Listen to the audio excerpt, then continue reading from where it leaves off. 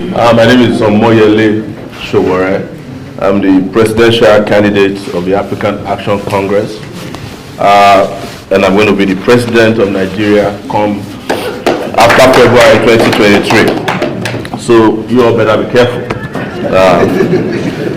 I want to say here, and it's very important to me, that I observed one of the most peaceful elections in Nigeria in 1993. And we allow that election to stand. We will not be signing a peace agreement today. Because that you are signing a peace agreement in Nigeria shows that elections have become war in Nigeria. This is the only country in the world where you sign a peace agreement during an election season as if we are at war. But that is what our elders did to Nigeria. And I think next time we should sign a peace agreement with the elders who are instigating violence in this country, or have them sign peace agreements between themselves. Because peace is not breached by poor people. Poor people suffer the consequences of violence. When you look at elections, the people that suffer the most are those poor women and men. And when there's a breakdown law and order in Nigeria, every rich man, politically connected, gets enough police protection, and they're able to get on the jet and leave Nigeria at the slightest provocation. This is where we are. And I should also say that some of the people that instigate us of violence during election are not in this hall. They are the vassal representatives of some of the men and women in this hall. They are state governors in particular. You need to get them to sign the peace accord. There are some of them as the most violent people in Nigeria. They demonstrated it in Kogi State. A woman was burnt alive in her house.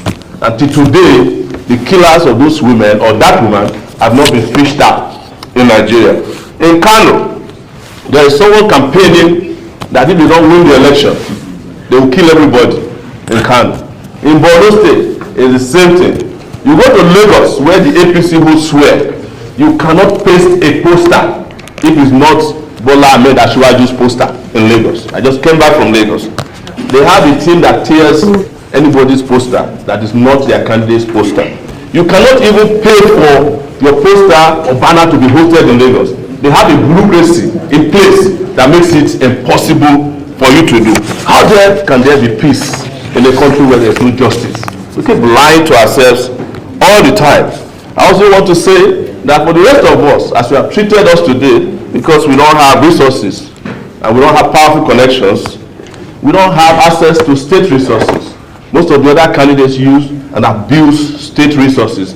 They have governors who just dip their hands into their state treasury and use them to fund their candidate activities, and nobody is challenging them. Once in a while, when they want to tickle our fancy, the EFCC comes around to play at the playground of the political parties.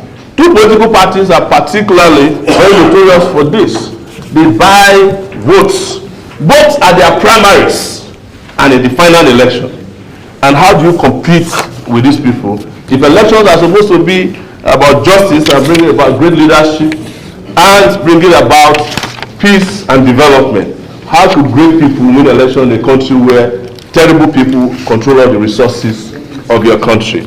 That's another issue for another day. The other part is the media. And I should say this because I'm a media practitioner too, that they have shut several of us out. Also, I will accuse the media of Asiwaju. They have never interviewed me in this election. That is the TVC News. They have blacklisted some of us, but they are supposed to be a public media that should address, that should attend to everybody.